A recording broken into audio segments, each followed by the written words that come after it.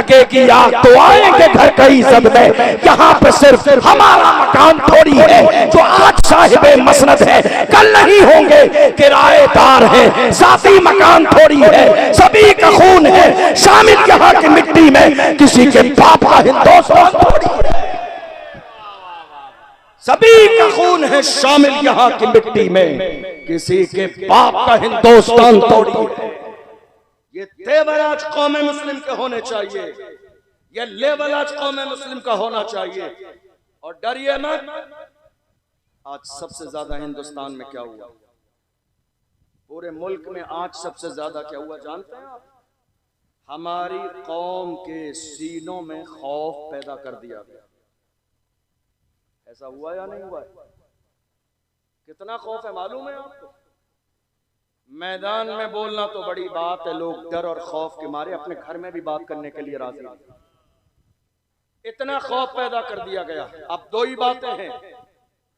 पहली बात कि या तो आपको अल्लाह की जात पर यकीन और भरोसा नहीं, और अगर है तो सुनिए, अल्लाह का कुरान कहता है इज़ा जाअ अजलुहुम ला यस्तअखिरून साअतन वला यस्तक़दिमून।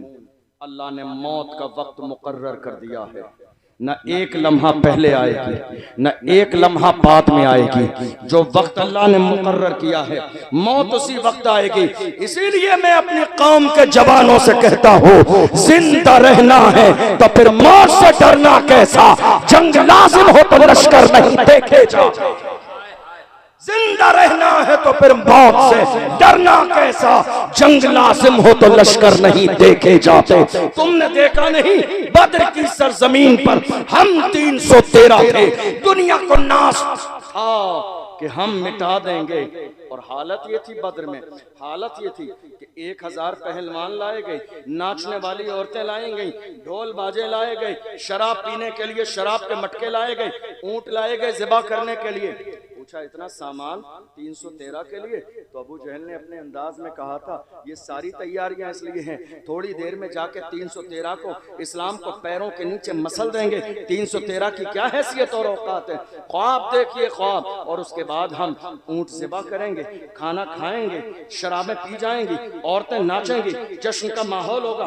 पूरी तैयारी से हम करबला के मैदान में जा रहे हैं। जरा देख लीजिए, नाम बदले हैं, चेहरे बदले हैं, किरदार आज भी वही है।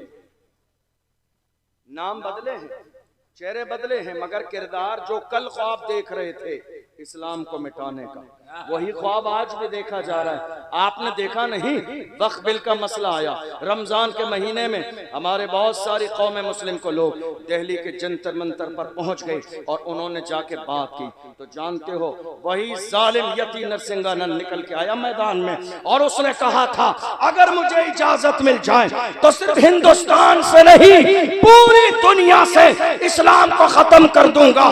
मैं कहता हूं नादान, पूछ ले अबू जहल अपने बाप से, तेरे बाप का भी यही ख्वाब था, बद्र की सरजमीन पर इस्लाम मिटा दूंगा। मगर याद रख, फानूस बन के जिसकी हिफाजत हवा करे वो शम्मा क्या पूछे जिसे रोशन खुदा करे।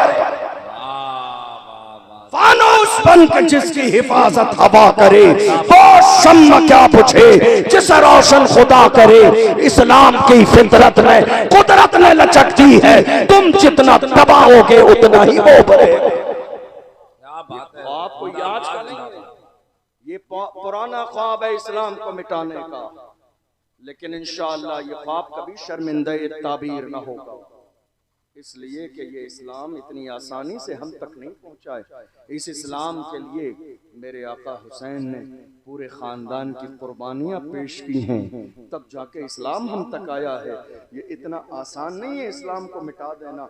दुनिया ये ख्वाब देख रही है, और आप जानते हो दुनिया को ये ताकत मिली कैसे, दुनिया को ये ताकत मिली कैसे? जरा गौर से सुनिएगा मेरी बात। मुझे किस्से कहानियां नहीं आते हैं तकरीर में सुनाने के लिए, मेरा काम है अपनी कौम को जगाना, और जब तक सांसें चलती रहेंगी मैं अपनी कौम के जवानों को जगाता रहूंगा। हुजूर की इज्जत के पहरेदार बन के रहेंगे। चाहे एक लम्हा जिए, लम्हे से पहले भी मौत आ जाए, फिर भी कहेंगे कि मोहम्मद से वफा तूने तो हम तेरे है। ये जहां चीज है क्या लौहो कलम तेरे। जिंदगी और मौत का मालिक मेरा परवरदिगार है। पूरे मुल्क के कोने कोने में जो आज जुल्म का माहौल बना हुआ है, आप जानते हैं ये माहौल क्यों बना हुआ है? तवज्जो है आपकी? कोई आने वाला भैया? सबकी तवज्जो उधर है। कोई आ रहा है? मैं बयान करूंगा, खत्म कर दूं। तवज्जो है आपकी? अब हालत ये है, ये सारे हालात मुल्क में खराब क्यों हैं? खराब इसलिए हैं कि हमारी कौम के जिन लोगों को पार्लियामेंट की कुर्सी पर होना चाहिए था, वो आज तक चाय के होटल पर बैठे हुए।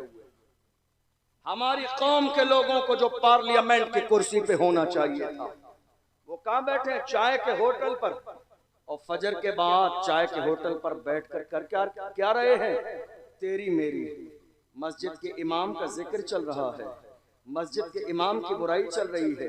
मैंने कितनी जगह देख लिया, अल्लाह माफ फरमाए, मस्जिद का इमाम ऐसा है, मस्जिद का इमाम वैसा है, मौलाना ने ये कर दिया, हजरत ने ये कर दिया, मौलाना साहब ने ये कर दिया। चाय के होटल पर बैठकर अपनी कौम के रहनुमा, मुर्शिद और मुरब्बी की ग़ीबत की जा रही है। ये हालात है आज हमारे यहाँ। ये इमाम इस काबिल नहीं था कि इसको चाय के होटल पे डिस्कस किया जाए। इमाम की एक छोटी सी गलती पकड़ के तमाम लोग अपने अमाल में ये जाहिर करते हैं कि हम फरिश्ता है, मासूम है। याद रखिएगा, मैं भी इंसान हूँ, आप भी इंसान हैं। गलती सबसे होती है। अल्लाह के रसूल ने इरशाद फरमाया, मन सतरा मुस्लिमन सतरहुल्लाहु यौमल क़ियामा। जो किसी मुसलमान के ऐब पर पर्दा डाल देगा, अल्लाह क़यामत के दिन उसके ऐबों पे पर्दे डाल देगा। हालात इतने ज्यादा खराब क्यों है? ये है सवाल। मुल्क के कोने कोने में मॉब लिंचिंग क्यों हो रही है? ये है सवाल। मस्जिदों पर बिल्डोजर क्यों चल रहे हैं? ये है सवाल। मदरसों में ताले क्यों लगाए जा रहे हैं? ये है सवाल। जवाब सुन लीजिए, ये सवाल तो है, मगर जवाब इसका वही है कि दुनिया की हर कौम जब तक सिस्टम का हिस्सा न हो, वो इज्जत की जिंदगी नहीं गुजार सकती। फैसले पार्लियामेंट में होते हैं, बिल पार्लियामेंट में पास किए जाते हैं, मसाइल वहां डिस्कस किए जाते हैं। कौन सी मस्जिद रहेगी और कौन सी तोड़ दी जाएगी, ये बिल वहां पास किया जाता है। कहाँ है हमारी कौम के लोग? हमारी कौम के लोग चाय के होटल पर, हमारे नौजवान रात के 4-4 बजे तक घर के दरवाजों पर, पट्टियों पर, हमारी कौम के जवान बाज़ाब्ता दरवाजों पर, हमारी कौम के 18 साल के जवान शराब के जो है ठेके पर, हमारी कौम के जवान जिना की दहलीज पर, हमारी कौम के जवान बाज़ाब्ता 18 साल के जवान सट्टा लगा रही हैं। और फिर कहते हैं रसूलुल्लाह का दामन नहीं छोड़ेंगे। याद रखिए, दुनिया की हर कौम का सबसे कीमती सरमाया उस कौम के जवान होते हैं। जवान अगर दीन से बागी हो जाएं, जवान अगर बिगड़ जाएं, जवान अगर गलत रास्ते पे आ जाएं, तो वो कौम कभी इज्जत की जिंदगी नहीं गुजार सकती। किसी के पास जवानों का इतना बड़ा सरमाया नहीं जितना बड़ा सरमाया आज जवानों का कौम मुस्लिम के पास है। मगर अफसोस इस बात का है कि हमारी कौम के जवानों को अपनी जवानी का और अपने जवानी के मकसद का एहसास नहीं, गुनाहों की दहलीज पर कदम रखे हुए हैं। इसलिए हालात दिन ब दिन बिगड़ते चले जा रहे हैं। बात सही है या नहीं? बताइए आप, बताइए आप, क्या ये हाल हमारी कौम का नहीं है? मैं आपको बताऊं, हमारे यहाँ 18 साल के जवान भी आज महज छोटे मोटे शौक पूरे करने के लिए सूद पर पैसे दे रहे हैं दोस्तों को। एक दोस्त को 20,000 रुपए चाहिए, तो दोस्त को 10 दिन के लिए भी पैसे दिए जा रहे हैं, तो सूद पर पैसे दिए जा रहे हैं। ये कारोबार किसने शुरू किया? हमारे 20 साल के जवानों ने। ये हो रहा है, ये मुल्क के अलग अलग शहरों में हो रहा है। हम रोजाना अलग अलग शहरों में जाते हैं, वहाँ के उलमा मिलते हैं, अवाम मिलती है, लोग मिलते हैं, आके कहते हैं हजरत शहर की हालत ये है, 18 साल के जवान भी सट्टा लगा रहे हैं। कितने शहरों में देखा गया औरतें सट्टा लगा रही हैं, औरतें रात में बैठकर इशा के बाद मोहल्ले में बैठकर बाज़ाब्ता पंचायत लगाकर सट्टे लगा रही हैं। ये हाल कौम मुस्लिम का हो गया। फिर हम ये कह रहे हैं हालात इतने ज़्यादा ख़राब हैं, ये बुरे हालात हमारे बेहतर कैसे होंगे? याद रखिएगा, हमने पैगंबर के सबक को भुला दिया, इसलिए हालात इतने ख़राब हो गई। हमने कुरान के सबक को भुला दिया, हालात इतने ख़राब हो गए। वरना मेरी कौम के जवानों की हालत कभी ऐसी नहीं थी। पूछिए डॉक्टर इकबाल से मेरी कौम के जवान कैसे थे, तो डॉक्टर इकबाल ने कहा था टल न सकते थे अगर जंग में अड़ जाते थे, पाँव शेरों के भी मैदान से उखड़ जाते थे, तुझसे सरकश हुआ कोई तो बिगड़ जाते थे। तीर क्या चीज है, हम तोप से लड़ जाते थे, शान आंखों में न जचती थी, जहादारों की कलमा पढ़ते थे हम छांव में तलवारों की, हम जो जीते थे तो जंगों की मुसीबत के लिए और मरते थे तेरे नाम की अजमत के लिए। दश्त तो दश्त है, दरिया भी न छोड़े हमने, बहरे जुल्मात में दौड़ा दिए घोड़े। ये किसी और की तारीख नहीं है, ये हमारी तारीख है, ये मोहम्मद अरबी के गुलामों की तारीख है। हम जिंदा तो हैं, हम सलामत तो हैं, सांसें चल तो रही हैं, मगर हम भूल गए हमारी जवानी का मकसद क्या है। याद रखिएगा, ऐसे हजार जलसे करा लीजिए, लेकिन जब तक आपके सीने में एहसास पैदा नहीं होगा कि कौम मुस्लिम का जवान होने के नाते आपकी जिम्मेदारी क्या है, हालात कभी नहीं बदले। जिस कौम के जवानों में, और मैं तुम्हें जवान बताऊं, जवान कैसे थे हमारे जवान कैसे थे जी। आज कितनी तारीख है बताइए, कितनी तारीख है? 15 अरे बोलो यार, 15 अगस्त। और ये कौन सी तारीख है? जब ये तारीख आए तो नाज किया करो, दुनिया जो चैन की सांस इस मुल्क में रहती है वो देन हमारी। दुनिया ये जो सुकून की जिंदगी गुजार रही है वो देन हमारी है। अरे हिंद को नाज है जिस पर वो निशानी हम है, ताज और लाल किले के यहाँ पानी हम है। न घबराओ मुसलमानों, खुदा की शान बाकी है, अभी इस्लाम जिंदा है, अभी कुरान बाकी है। ये दुश्मन क्या समझते हैं जो अपने दिल में हंसते हैं, अभी तो करबला का आखिरी मैदान बाकी है। ये मुल्क जो चैन की सांस सो रहा है, चैन की नींद ले रहा है, ये देन किसी और की नहीं, हम कलमा पढ़ने वाले मुसलमानों की। आपने देखा नहीं, थोड़े से जमाने पहले पहलगाम में एक हादसा हुआ था। जब वो हादसा हुआ उसके बाद बयान आए, आपको और हमें मालूम था कि बयान अब किसके लिए आएंगे। वो सारे बयान हमारी और आपकी शान में थे, हमारी जो है शान में थे। बैठिए आप, बैठ जाइए आप, ये क्या तरीका हुआ? बैठ जाइए आप। हमारे यहाँ हालात ये हैं कि उस मौके पर कंडीशन ये हुई कि लोगों ने तरह तरह के बयान दिए। असल में उन्हें करबला के वाकयात सुनने, तो मैंने पहले ऐलान किया था कि मेरे बाद जो मुफ्ती साहब आएंगे उनको ये टॉपिक दिया गया है करबला का बयान सुनाने का, तो वो मेरे बाद आके पूरी तफसील सुनाएंगे। तो अब दो लोग दोनों सेम बात करेंगे तो मुझे लगता है कि वो मुनासिब नहीं रहेगी, इसलिए वरना तो मैं करबला का बयान सुना देता हूँ। बोलिए नारे तकबीर। अगर कुछ बात भुलाना है तो आवाज बढ़ाना है। नारे रिसालत। जिसको जो नौकरी मिलती है वो इंसान वही नौकरी करता है, जो जिम्मेदारी मिली है वो बात कर रहे हैं। अब आपकी जिम्मेदारी है आवाज बुलंद करने की। नौजवानों बोलो नारे रिसालत। आवाज बुलंद हो, ठंडी आवाज ना पड़े। मुसलमानों खून ठंडा नहीं होना चाहिए। नारे रिसालत, नारे रिसालत। इश्क मोहब्बत, इश्क मोहब्बत। पहलगाम में थोड़े से जमाने पहले एक वाकया हुआ। और हुआ ये, आप मेरी तरफ तवज्जो रखिए, कोई मसला नहीं है। वो चाचा हमारे समझ नहीं पाए, हमारे बड़े बुजुर्ग हैं। असल में मेरे बाद मुफ्ती साहब आएंगे तो उनका ये मौजू है मुहर्रम का बयान। तो अब मैं भी वही सेम बात सुनाऊं तो मुझे लगता है कि मुनासिब नहीं है, इसलिए, वरना अगर मुझे ये मौजू मिला तो मैं बयान कर देता।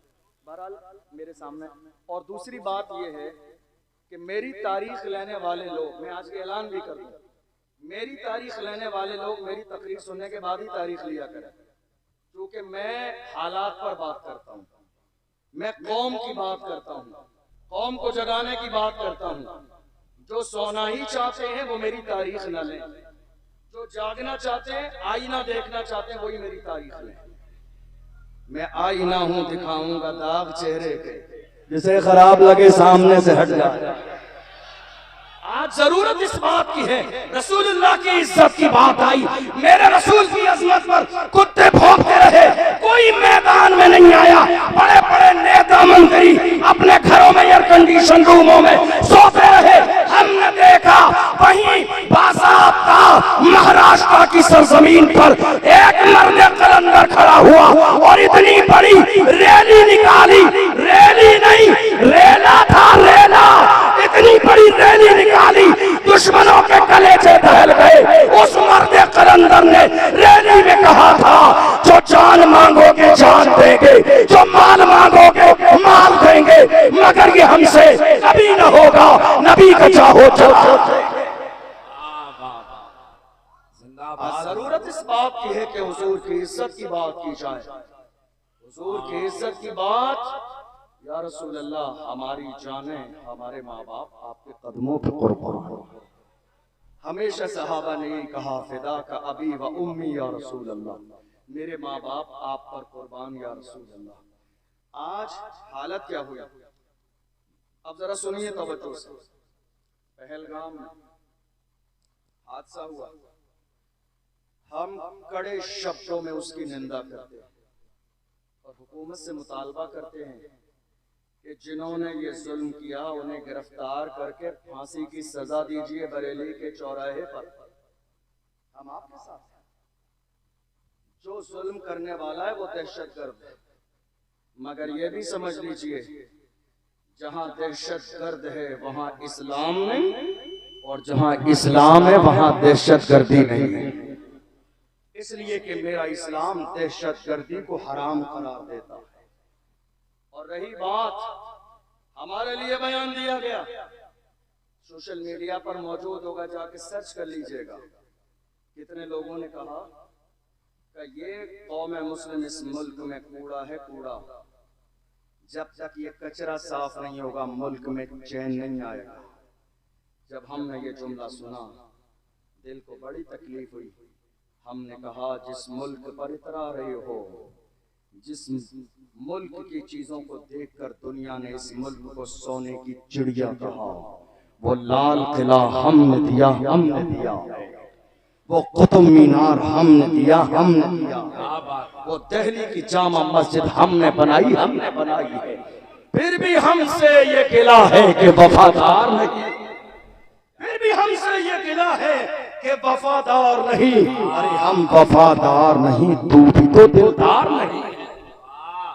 आपको पहलगाम की सरजमीन पर मरने वाले नजर आए, गोली चलाने वाले नजर आए, लेकिन अपनी पीठ पर एक जवान को लेके दौड़ता हुआ, जान की परवाह किए बगैर, नाम और जात बरादरी पूछे बगैर, अपनी पीठ पर सवार करके भागने वाला साजिद भट्ट नजर नहीं आया? उनके लिए मरने वाला सैयद आदिल हुसैन नजर नहीं आया?